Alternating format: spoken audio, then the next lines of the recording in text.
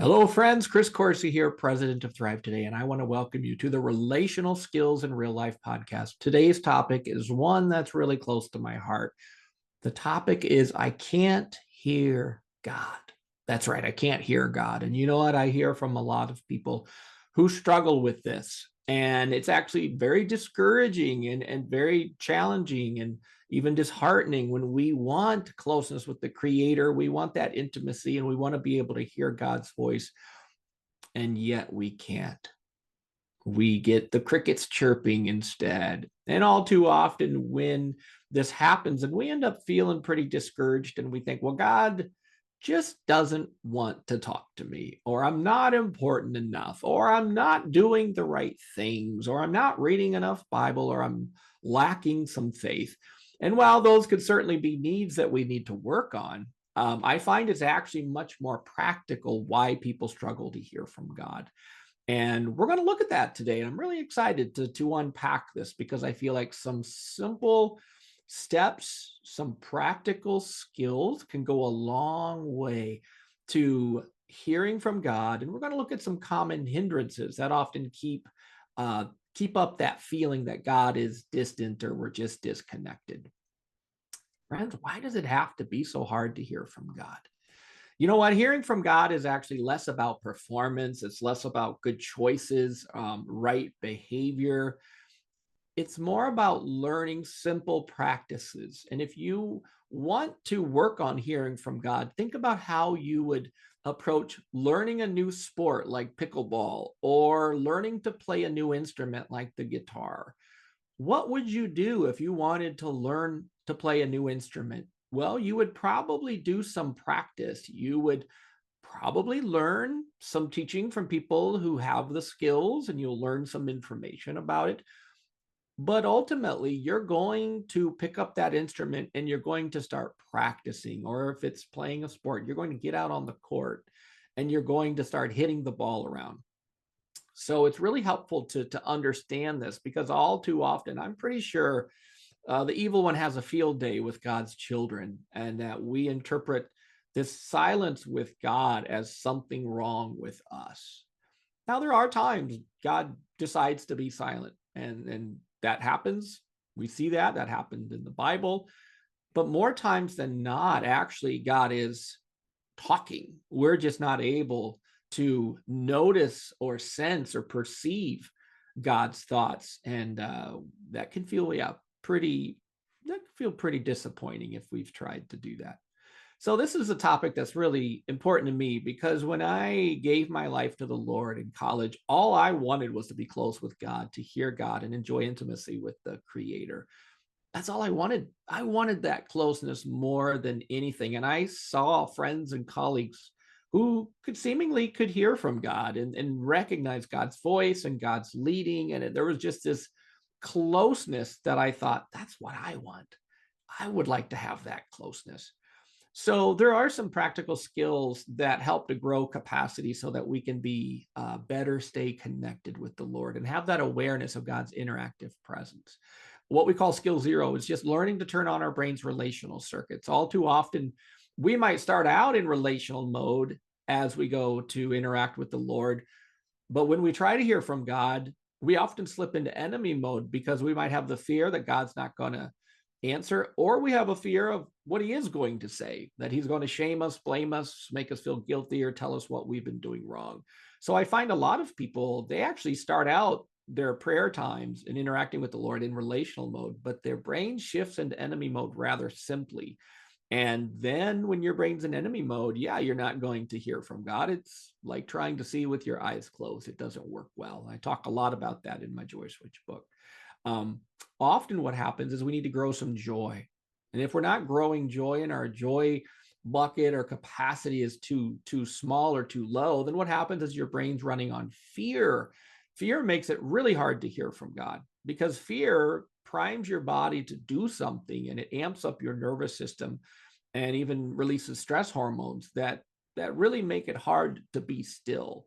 So I find people growing some joy and increasing their joy helps them be able to quiet the fears. And resting and quieting is good practice. I find many people aren't resting or quieting, and they're distracting themselves, and then they find that their mind's too busy and they just can't hear from God because they're thinking of their to-do list, or they're thinking of whatever's bothering them. The skill of practicing appreciation is foundational. I call appreciation packaged joy gifts that we unwrap. And if we're not practicing appreciation enough, we become critical and judgmental, which means our brain's going back into enemy mode. So appreciation primes us for hearing from God. And so thinking about God's gifts, remembering times, if we have ever had any times in our lives where we felt God was with us, even indirectly, that can help us to be able to be in a good state to hear from God. And then we ultimately have to start practicing seeing some of what God sees. And in the book of Manual Lifestyle, Jim Wilder and I wrote, we talk a lot about how to sit in our appreciation seat where we hear God indirectly, or we sit in our interactive seat, which would be times we really felt God's closeness. And we think about those good things, and then we practice trying to hear from God. But getting out of enemy mode is foundational. There's lots of reasons to be in enemy mode. And if you're tired, it's really hard to stay relational.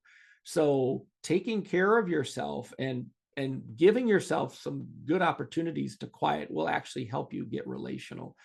Unprocessed pain. A lot of people try to hear from God, and what happens is their brain starts talking to them about some of the hard stuff, some of the fears, some of the unresolved pain in their lives.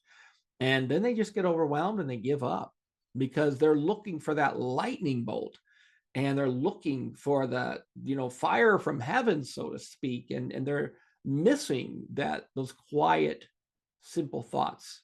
And hearing from God's actually about sharing minds with God. So God often uses some of our thoughts as we interact with him. And so we're always looking for peace. Whenever God shows up, we should feel peaceful, and there should be peace. He's the Prince of Peace. So one of the reasons it's hard to hear from God is we just don't have the capacity, because we don't have enough joy and peace. So we get overwhelmed. Our brain's living in overwhelm. We're not quieting. We're not caring for ourselves. And so when we try to be still and connect with God, it doesn't work. And some of us are high energy, and in order to hear from God, we actually need to be moving. So I know people that need to go ride a bike or run or walk, and that's when they actually feel God's closeness. So our low energy responders among us need some quiet, a nice little quiet spot. Watch the birds outside the window, play some soft music.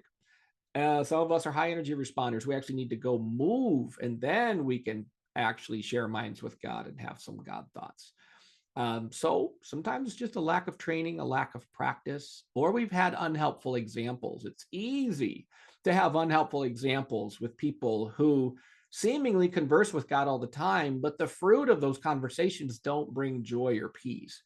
And so unhelpful examples really causes a lot of confusion in our minds, because we're trying to be like examples, or we're trying not to be like certain examples. And that puts you in a bit of a disorganized state. So attachment wounds would be another reason. Sometimes we've got father wounds and trying to relate with God as a father, or, we have mother wounds, or authority wounds. And so what happens is all those wounds get triggered when we try to interacting with the Good Shepherd.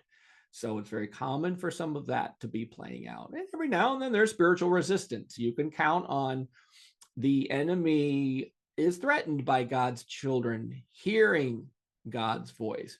So there are times people just have some spiritual issues or resistance that needs to be dealt with, and just basically, take some time to have people pray with you, or take authority over any demonic that might be harassing you, and be able to deal with that. It helps to have people praying with you, and have somebody outside of your mind be able to pray with you through some of that.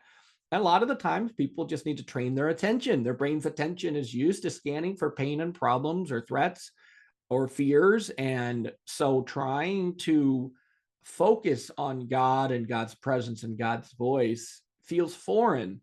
So that's why the skills like appreciation and rest go a long way, and gratitude go a long way, so that we are used to reflecting on the good stuff. But the key is to feel the good stuff in your body.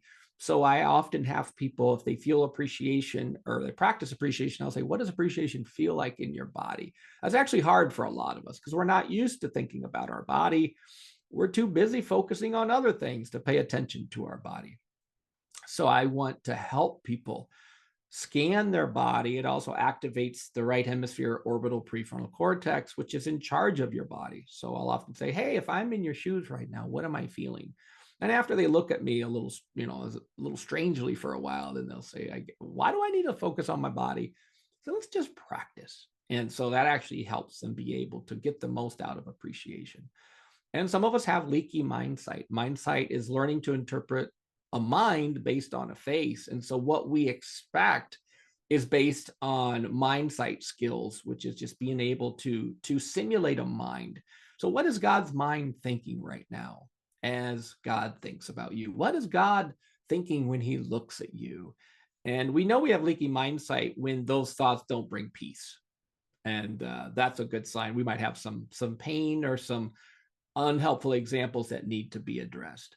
So these are just some very practical things we can work on. The goal here is to practice relational skills, what we call the foundational 5.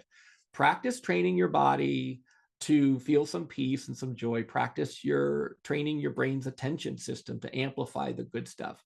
And so scanning for good stuff, learning satisfaction is a helpful skill that we start growing our capacity by learning what was satisfying from this interaction or this meal or this day, what was not satisfying.